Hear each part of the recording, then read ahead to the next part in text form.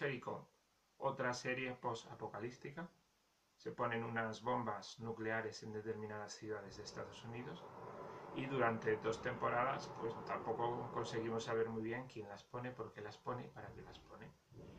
Los fans la cancelaron en la primera temporada, pero después de un montón de enviaron nueces a la productora, consiguieron recuperarla para una mini segunda temporada que la verdad que fue horrorosa. O sea que, hasta luego, ciguatanejos.